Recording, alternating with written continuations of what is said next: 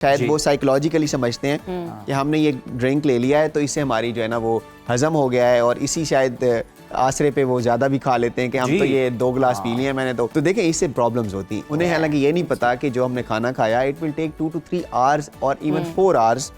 To digest. Eid ul Azha पर गोश्त, खास तौर पर फ्राई, बारबेक्यू और मसालेदार खानों की भरमार होती है। हम चाहते हुए भी खुद को रोक नहीं पाते, जिसके नतीजे में हर साल ईद के दूसरे और तीसरे दिन अस्पतालों में गैस, बदहज़मी, इसहाल और मैदे के दीगर मसाइल के मरीजों का रश देखने को मिलता है।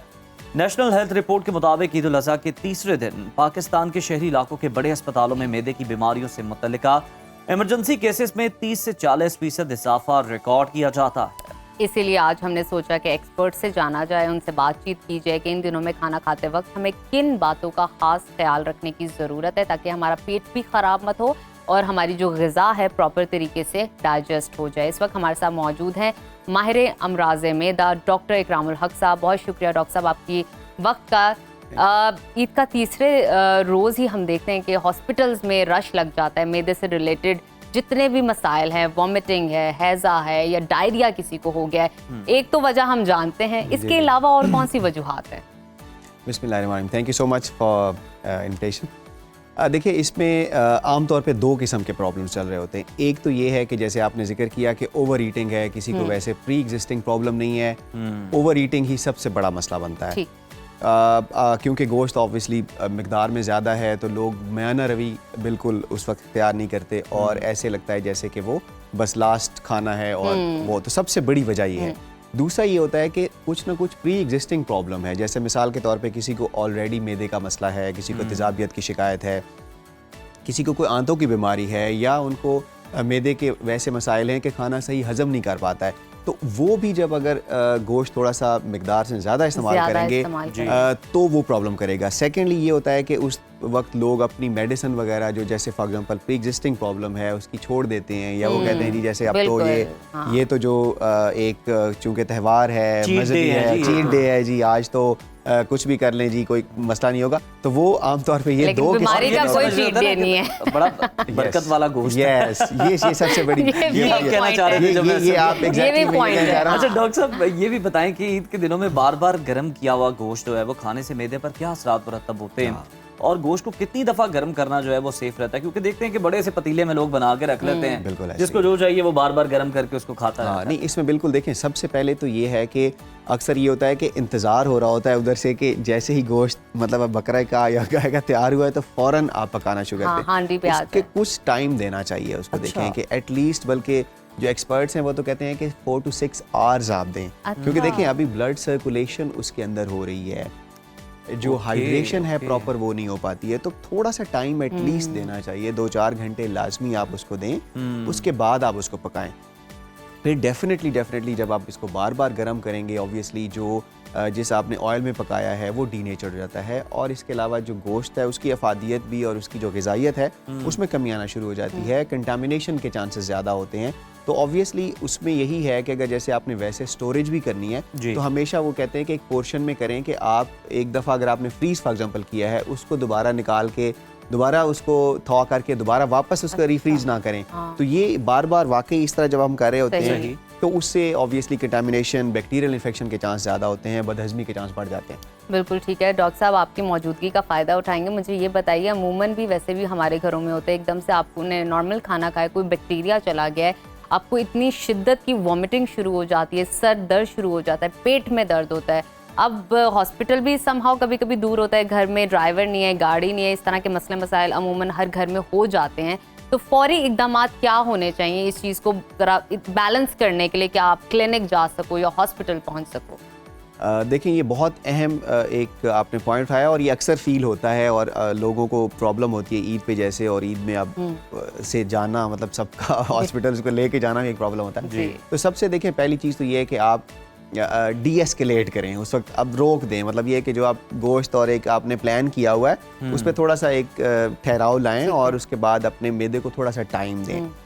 क्योंकि ये है कि लोग मतलब हर 2-4 घंटे के बाद किसी फॉर्म में गोश्त ही ले रहे होते हैं, तो एक तो उसको स्किप करें और थोड़ा सा एक लाइट मील की तरफ आएँ, थोड़ा सा मतलब जो है जैसे आप कहवा पी लें,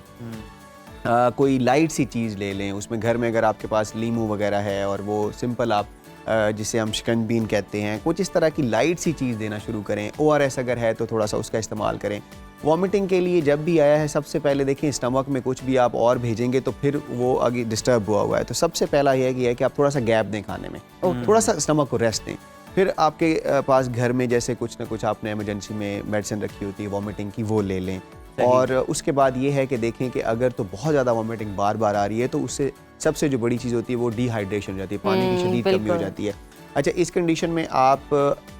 मरीज़ को ज़्यादा कुछ खिला पिला भी नहीं सकते, क्योंकि जो भी आप दे रहे हैं वॉमिट हो रही है। तो आप उस कंडीशन में फिर आपको मेडिकल हेल्प की जरूरत होती है कि आपको मरीज को IV हमें लगाना, लेकिन वो कहवा पीने से कुछ देर आपका अच्छा निकल जाएगा, तब तक आप हॉस्पिटल और इतनी देर में वॉमिटिंग की जो भी आपके पास अवेलेबल है घर में, जैसे मेडिसिन रखी होती है इमरजेंसी में, वो दे दें। और अगर उसके बाद फौरन वॉमिट नहीं आई तो वो थोड़ी देर में आहिस्ता और साथ ही साथ मतलब अगर आप डेली के 2 या 3 मील ले रहे हैं तो वो सारे ही गोश्त वाले ना लें, आप अपने ऊपर सब्जियां और दालें ममनू ना कर लें। इन दोनों में समझ लें वो भी लेने से मना हो गया है, कोई गुनाह नहीं मिलेगा आपको, कोई आपसे नाराज नहीं होगा। बहुत ज्यादा हम देख रहे होते हैं कि कोल्ड ड्रिंक्स का इस्तेमाल किया जा रहा होता है हर खाने के साथ, और खाने के बाद फिर जनाब चाय जो है ना वो भी चाहिए होती है, ये भी प्रॉब्लम क्रिएट कर रही होती है। बिल्कुल। अच्छा, एक ना सेंस ऑफ फॉल्स गुडनेस का आता है, जैसे ही आपने देखा ना, बेसिकली उसमें कार्बोनेटेड वो एयर है ट्रैप की हुई, उन्होंने उसको कोल्ड करके वो ट्रैप करते हैं। जैसे ही नॉर्मल टेम्परेचर थोड़ा सा हुआ तो उसने जैसे ही आपने देखा कि वो जो गैस बबल्स हैं, तो जैसे ही वो इंसान पीता है तो उसके थोड़ी देर बाद उसको एक फीलिंग आती है, एक डिकार सा आता है। हाँ, तो उन्हें लगता है कि जैसे जी खाना हजम हो गया। उन्हें हालांकि ये नहीं पता कि जो हमने खाना खाया it will take 2 to 3 hours और इवन 4 आवर्स टू डाइजेस्ट। तो ये जो एक फॉल सी फीलिंग आती है ना, शायद वो साइकोलॉजिकली समझते हैं कि हमने ये ड्रिंक ले लिया है तो इससे हमारी जो है ना वो हजम हो गया है, और इसी शायद आसरे पे वो ज़्यादा भी खा लेते हैं कि हम तो ये 2 गिलास पी लिए मैंने तो देखिए बंदोबस्त होगा। तो देखें इससे प्रॉब्लम्स होती हैं। ये एसिडिक होता है,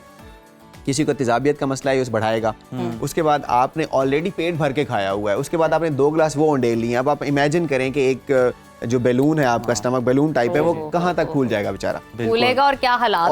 होंगे। लाइट करने के लिए थोड़ी सी चाय भी पीनी लेकिन लेयर्स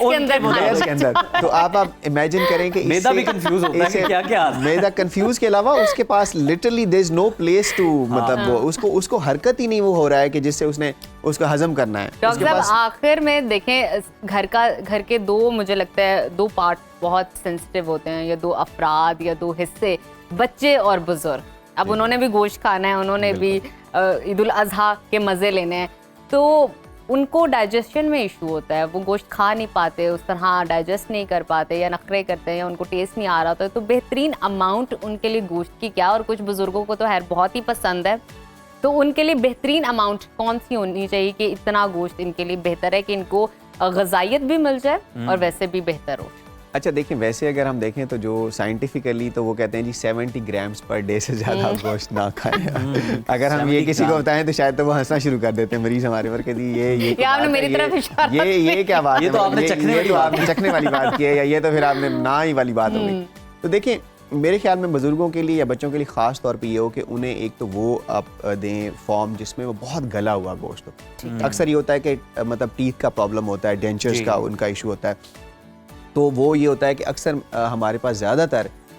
एल्डरली या बच्चों का आता है, वो ट्रैप फंस जाता है। जैसे वो अक्सर उस वक्त वो ले लेते हैं, गरम होता है, ऑयल वाला होता है जी, वो यहाँ से तो चला गया गले से, वो आगे जाके फंस जाता है। अच्छा। तो मूवमेंट भी स्लो होती है जो ग़िज़ा की नाली की, तो हमेशा उन्हें बहुत अच्छा गले हुई फॉर्म में दें, छोटी छोटी मतलब बोटियाँ हों उसमें हों, और ऑब्वियसली देखें वही बात कि म्याना रवि थोड़ी मिकदार हो, इतनी हो कि जितनी वो बच्चा भी हजम कर सके, बड़ा भी कर सके, क्योंकि ऑब्वियसली सारा साल ही होता है इस चीज़ के लिए, ये तो नहीं है कि एक ही दिन है कि जिसमें सारा ही खाना है। तो बिल्कुल